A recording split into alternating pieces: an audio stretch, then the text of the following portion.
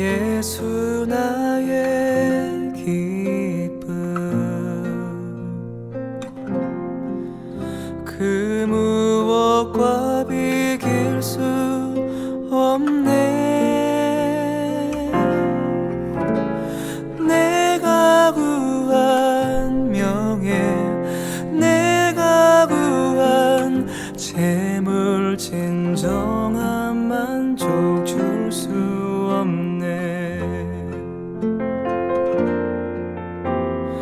예수 나의 기쁨, 그 무엇과 비길 수 없네. 내가 구한 명예, 내가 구한 재물, 진정한 만족 줄 수 없네.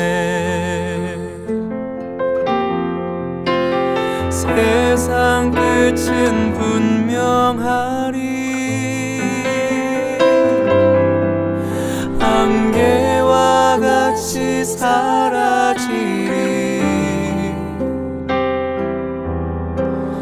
무엇으로 대신할 수 없네.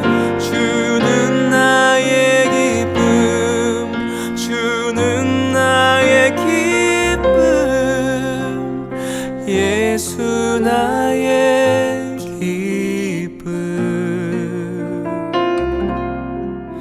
그 무엇과 비길 수 없네.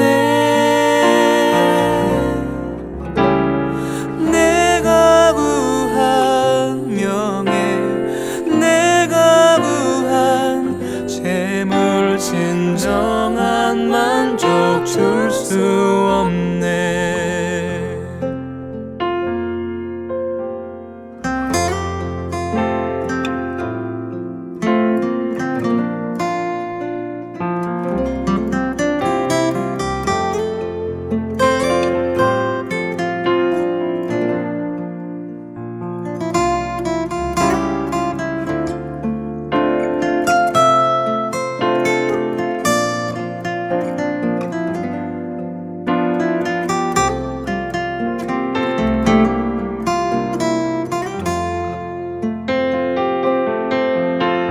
세상 끝은 분명하리, 안개와 같이 사라지리. 무엇으로 대신할 수 없네. 주는 나의 기쁨, 주는 나의 기쁨,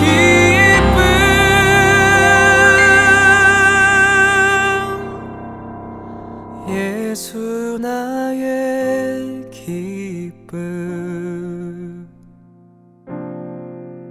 그 무엇과 비길 수 없네. 내가 구한 명예, 내가 구한 재물, 진정한 만족 줄 수 없네. 진정한 만족 줄 수 없네. 진정한 만족 줄 수 없네.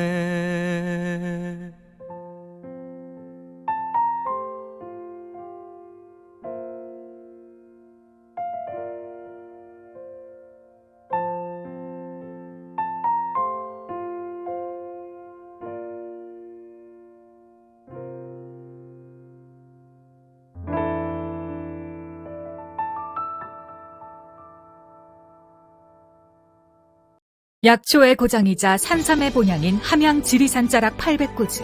게르마늄이 풍부한 땅에 씨를 뿌리고 농약 한 방울 비료 한 톨 없이 추운 계절 더운 계절 견디며 7년을 기다립니다. 산삼 순백 5,000개 이상의 구매 후기와 만점에 가까운 평점. 13년 외길 산양산삼 추출 기술로 햇섭보다 더 좋은 스마트 햇섭 시설에서 아무도 모방할 수 없을 만큼 압도적 품질로 만든 지리산 산양산삼 추출액 순 100%, 산삼 순 100. 마셔보시면 바로 압니다. 귀한 분께 잊지 못할 선물을 해보세요.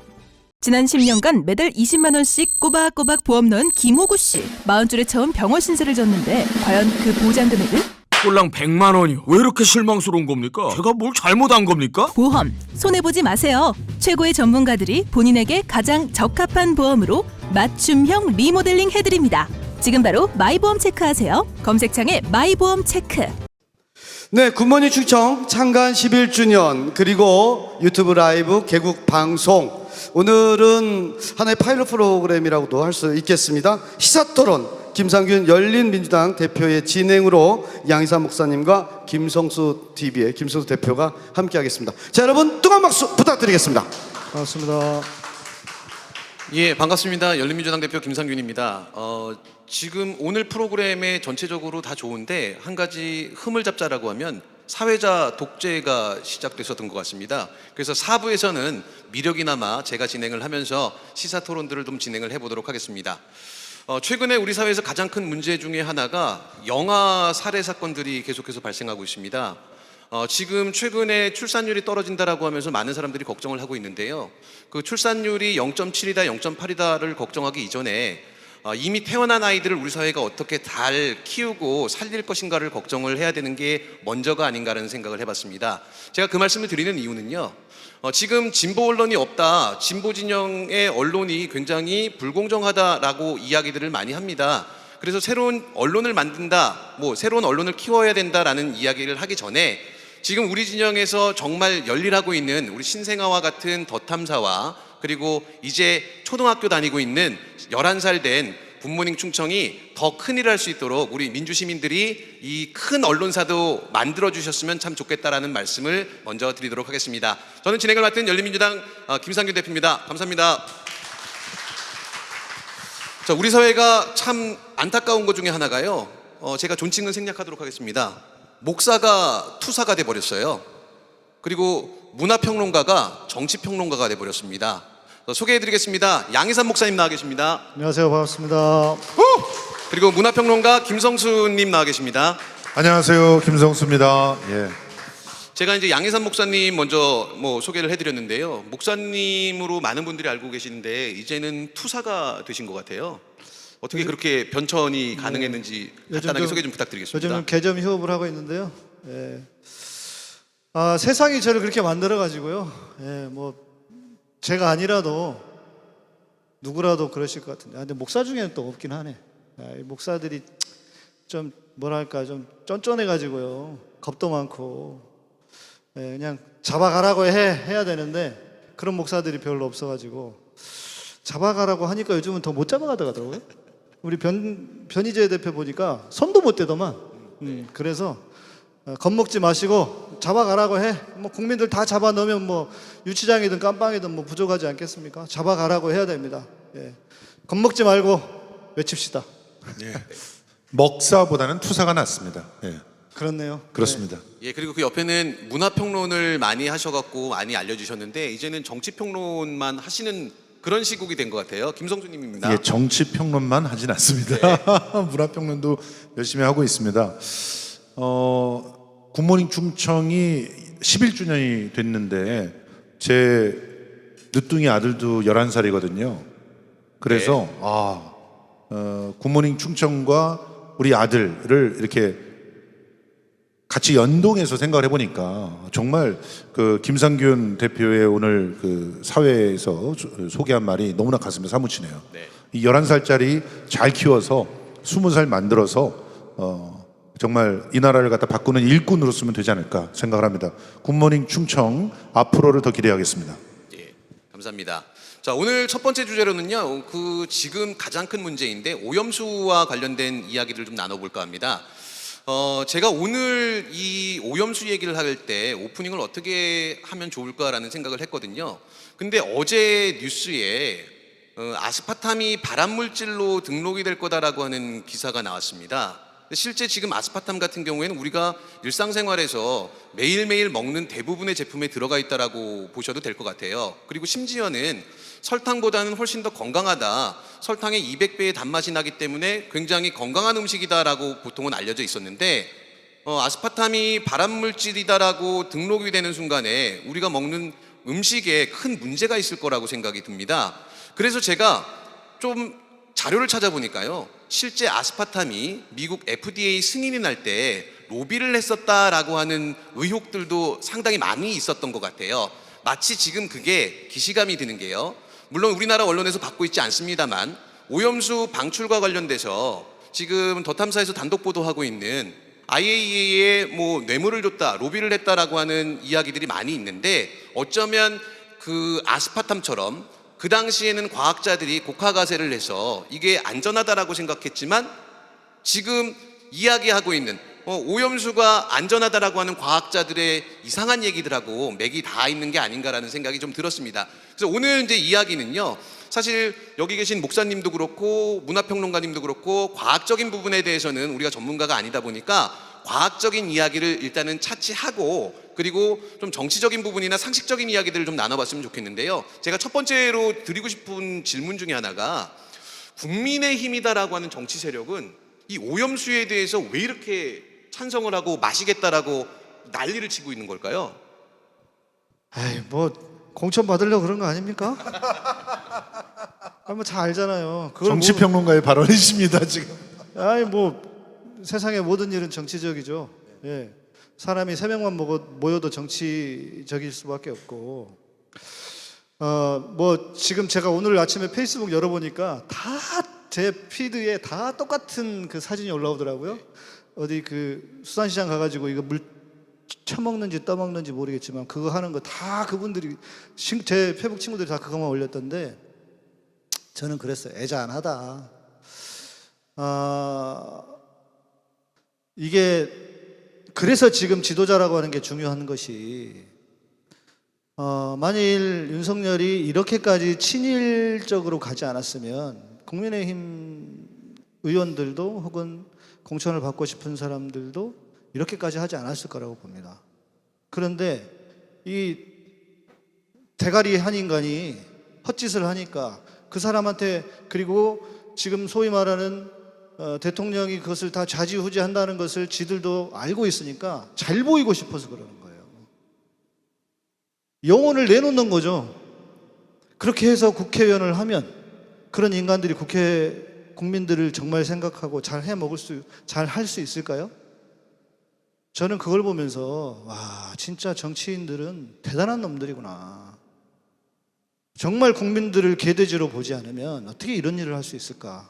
그래서 우리가 뭐 윤석열 끌어내리자 이 얘기를 뭐 계속 하고 있는데, 이번에는요, 윤석열 끌어내는 걸로 끝내면 안 됩니다. 윤석열 플러스 국민의힘, 그리고 모든 그 악한 기득권 세력들을 다 한꺼번에 묶어가지고 후쿠시마 바다에 던져야 된다고 봅니다. 사실 그 과학이라고 하는 것을 앞에 내세우면서 뭔가 논리를 전개하면 대부분의 그 국민들은 일단 약간 거부감을 느끼게 되죠. 부담감을 안게 됩니다. 그런데 그 과학이라고 하는 영역에서 설명할 수 있는 것과 그 과학을 떠드는 사람과는 확실히 구분을 해야 된다고 보거든요. 오늘 제가 참 존경하는 그 박지훈이라고 하는 패친이 있어요. 그분이 이제 조국 대전에서 굉장히 큰 역할을 했던 그런 과학자죠. IT 전문가입니다. 근데 이분이 아주 중요한 얘기를 했어요. 과학은 사실은 진실을 얘기한다. 그런데 과학자는 진실을 얘기하지 않을 수 있다. 사람이니까. 네. 지금 우리는 그 상황을 갖다 보고 있는 거 아닌가 생각이 들어요. 과학자들이 핵폐수에 대해서 서로 다른 얘기를 하고 있어요. 그런데 어떤 놈들은 그거 갖고 먹고 사는 놈들이고, 어떤 사람은 그것과 전혀 무관하게 먹고 사는 사람이에요. 그러면 핵폐수 등과 같이 어울려 먹고 사는 사람의 말을 믿을 수 있는지, 아니면 객관적으로 다르게 먹고 살지만 자기가 과학자의 양심을 가지고 들여다보는 사람을 믿을 수 있는지, 이런 것들이 이제 상식의 영역에서 판단할 수 있는 거라고 봅니다. 그래서 상식을 갖고 있는 사람으로서 저는 지금 이 핵폐수를 둘러싸고 거대한 기득권의 카르텔이 움직이고 있다고 보고, 그 기득권 카르텔을 벗어나서 깨달음을 줄 수 있는 그런 외침에 주목을 해야 된다고 봅니다. 그래야 아직까지 벌어지지 않는 일에 대해서 미리 경고등을 이렇게 가지고, 경고하는 마음을 가지고 미리 닥쳐올 미래를 준비할 수 있다고 생각하거든요. 그런 측면에서 저는 이번 더 탐사의 보도는 사실 나중에 충분히 보도상을 받을 만한 그런 용기 있는 보도였다고 생각하고, 지금 민주진보 진영 유튜버들도 사실 이 더 탐사의 보도를 받는 팀과 받지 않는 팀으로 갈라져 있습니다. 받지 않는 사람들은 왜 받지 않을까? 저는 그 부분에 대해서 오히려 더 주목을 하거든요. 만약 우리가 상식을 갖고 있고 또 미래에 닥칠 수 있는 그런 어떤 재앙에 대해서 경각심을 갖는다면 더 탐사의 보도를 함께 받고 레거시 미디어에서 이걸 보도하지 않는 것을 경고해야 되는데 그러지 않고 있어요. 왜냐하면 총선이 다가오기 때문입니다. 그것도 역시 정치적인 판단을 하기 때문인데요. 민주 진보 진영들 중에서 정치적 판단을 하는 사람들이 어떤 사람들인지를 제발 가려봤으면 좋겠습니다. 예, 좋은 말씀 주셨는데 이제 정치적인 말씀을 하셨으니까 또 다른 질문을 한번 좀 드려보도록 하겠습니다. 그 전에 제가 한 말씀만 더. 예. 그러니까 지금도 제 채널에도 와서 오염수 버리면 안 되는 이유, 오염수가 아니죠, 씨는 핵폐기수 아닙니까? 영어부터 잘못돼 있죠. 거기에 와가지고 댓글 다는 사람들 중에는 진짜 안전하다고 생각하고 정부가 말하는 걸 그대로 믿는, 그러니까 윤석열 지지하는 사람들은 그걸 진짜로 다 믿나 봐요. 그런데 어렵게 생각할 게 아니잖아요. 안전하고 문제가 없으면 왜 바다에 버립니까? 그렇죠. 지들이 쓰든가 처 마시든가 그걸로 목욕을 하든가 뭘 하든가 하면 되지. 왜 안전하다고 하면서 바다에 버린다고 해요? 농업용수로 쓸 수도 있고 공업용수로 쓸 수도 있고 그렇잖아요. 안전한데 왜 버리냐고요. 그거 하나만 마이크가 꺼지셨어요. 하나님께서 우리 목사님의 그 발언을 통제하고 계시는 것 같습니다. 네. 그건 아닌 것 같고요. 배터리가 나갔습니다. 예, 자연현상을 그렇게 해석하면 안 됩니다. 예. 아니 그렇게 안전하면 지들이 처먹으면 되잖아요. 주님, 목사님을 용서해 주십시오. 저는 그런 걸로 용서받고 싶지 않습니다. 예, 좋은 말씀입니다. 그래서 제가 이제 아까 드리려고 했던 질문은 뭐냐면, 그러면은 지금 두 분이 보시기에는 사실은 이게 오염수 혹은 핵폐기수다라고 말씀하셨는데, 오염수라고 저를 비난하지 말아주시고, 굿모닝 충청 송광석 대표님이 주제를 주실 때 저한테 오염수로 주셨습니다. 그래서 송 대표님을 비판해 주시기를 부탁드리겠습니다. 자, 그러면 이제 이 부분에 대해서 민주 진보 진영의 정치 세력이 대응하는 부분들은 어떻게 평가하시나요? 아니 지금 이해가 안 되는 거죠 저는. 네. 이 핵폐기수의 그 위험성이 충분히 알려지지 않고 어떤 결과를 야기해낼 수 있는지 모릅니다. 그러면 우리는 우리 미래를 지키기 위해서라도 경각심을 가지고 아주 신중하게 대응을 해야 맞는 것이죠. 그러면 앞으로 어떤 일이 생길 수 있는지를 전부 다 미루어 짐작하고 예언을 할 수는 없다고 하더라도 최소한 그런 문제 제기들에 대해서 터놓고 얘기할 수 있는 그런 공간들은 만들어야 되는 겁니다. 그런데 지금 지상파를 비롯해서 세칭 말하는 주요 일간지들은 아예 이 핵폐기수의 위험성에 대해서 경고하는 그런 최소한의 어떤 행동들도 하지 않고 있다는 거죠. 이것은 굉장히 심각한 직무유기다. 저는 그렇게 생각합니다. 우리 양산 목사님 말씀 듣겠습니다. 언론 얘기하시니까요. 아마 핵폐기수를 뿌리고 나면 대통령실 그리고 정부기관이라고 보다도 높은 놈들, 재벌들 그리고 언론사들 포함해서 절대 한국 소금도 안 먹을 겁니다. 안 그렇습니까? 지들은 모르냐고요. 다 알고 있잖아요. 알면서 눈앞에 있는 것을 진짜 말이 거칠어지는데 처음 먹고 싶어서 뭐 그런 얘기가 있습니다. 지금 MBC, KBS를 YTN도 지금 이미 뭐 간당간당하지 않습니까? MBC, KBS를 경영을 어렵게 해가지고 다 쪼개면 그거를 조중동의 아가리에 쳐 넣어주겠다. 그런 것들 때문에 그런 목적, 그것을 얻고 싶어서 지금 정부가 하는 일을 비판을 하지 않는 무슨 언론인입니까? 제가 볼 때는 더 탐사하고 굿모닝 충청 빼고는 언론이 아닌 것 같아요. 여기 계신 분들은 박수를 안 치시네요.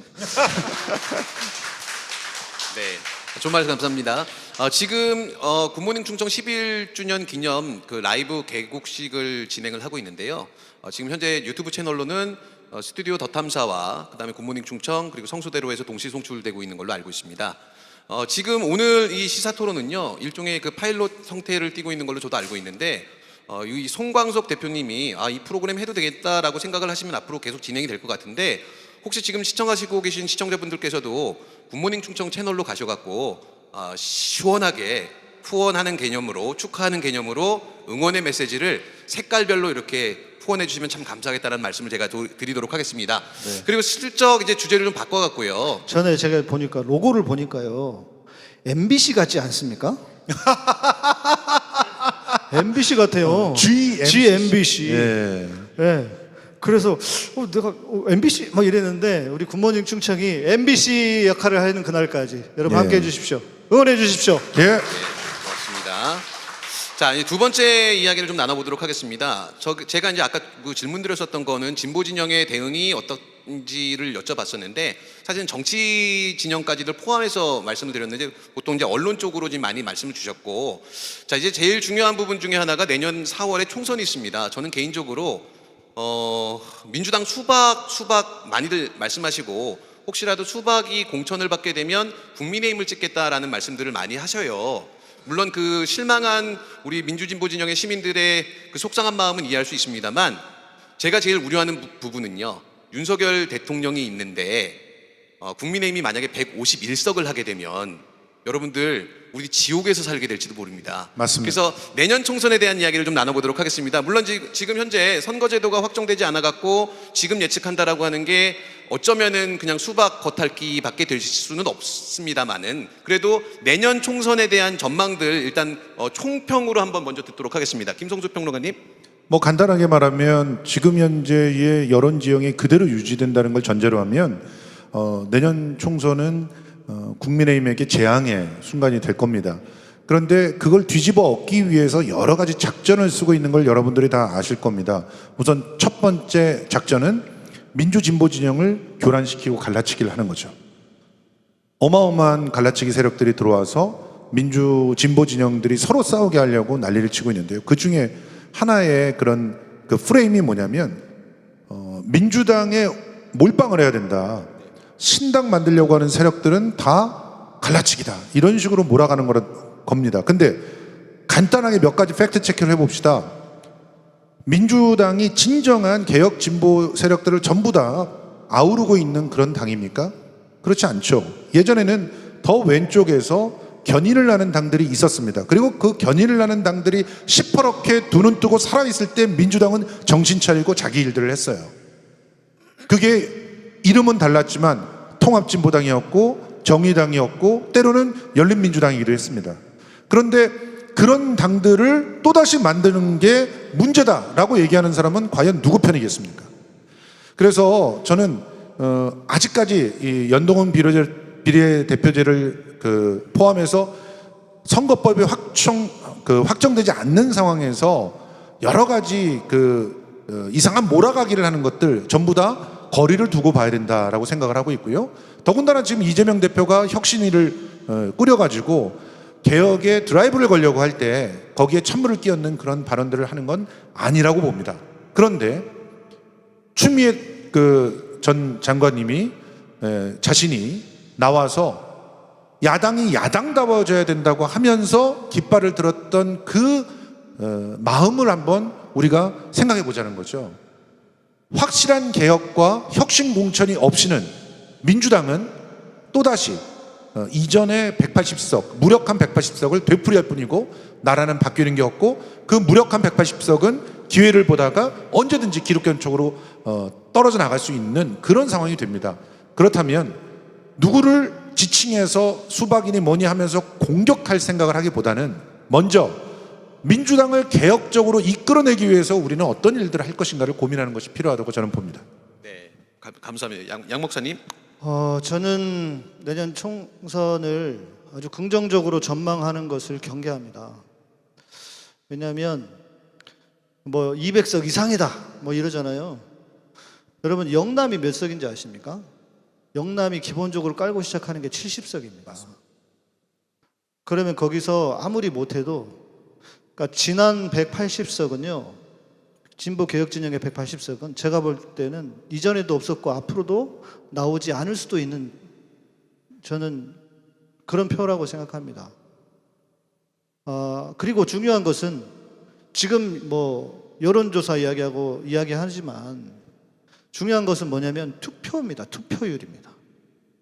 지난 대선에서 이재명 대표가 진 이유가 수 가지 여러 가지 이유가 있지만 그 중에 그 이유 중에 하나가 40대 50대 이재명 대표를 지지하는 40대 50대가 투표장에 많이 나오지 않았다는 겁니다. 지금 민주당이 지금처럼 이렇게 지지부진하면서 여러분 뭐 아십니까? 민주당의 전략은 뭔지 아십니까? 지금 민주당의 전략, 내년 총선 전략은 아무것도 하지 말자예요. 왜냐하면 가만히 있으면 윤석열의 저 실정, 폭정에 시민들이 뭐 자기들 민주당 지지해 줄 거라고. 국민들이 바보입니까? 저는 이런 민주당의 태도로는 절대로 승리할 수 없다고 봅니다. 물론 이재명 대표께서 정말 최선을 다해 하고 계시지만 소위 말하는 이 반개혁 세력들, 뭐 수박 이제 여름 됐으니까 수박 괜히 욕하지 맙시다. 오늘도 맛있게 먹고 왔는데요. 수박이 뭔재입니까? 반개혁 세력들 민주당 내 이 인간들이 그냥 아무것도 하지 않으면 찍어줄 거라고 하는 이 국민들을 우습게 보는 이 틀 안에서는요 절대로 저는 압승할 수 없다고 봅니다. 민주당이 개혁되는 것을 보이지 않으면 저는 정말 위험하다고 보고요. 그것을 위해서 뭔가 정말 대안을 세워가야 할 때가 아닌가 싶은 생각이 들 정도이고요. 그리고 지금 정부 여러분 우습게 보면 안 됩니다. 저것들 이기기 위해서 별짓을 다 할 겁니다. 심지어 국지전을 일으킬 수도 있고요. 저는 개표 조작도 할 수 있다고 봅니다. 안 할 것 같습니까? 지들이 지면 죽는다는 걸 아는데 안 할 것 같아요? 전에 문재인 대통령하고 똑같이 보면 안 됩니다. 저는 심각한 상황으로 보지 않으면 민주당이 이것을 해내지 않으면은 저는 정말 우리가 지옥의 나락으로 빠질 수도 있다고 생각합니다. 그래서 몇 가지는 우리가 정말 의미심장하게 봐야 되는데 선관위 지금 계속 공격하고 있잖아요. 맞아요. 선관위 장악하면은 말씀하신 대로 개표 조작을 갖다가 시도할 수도 있습니다. 그리고 지금 방통위 이동관이 장악하게 한다는 거 아닙니까?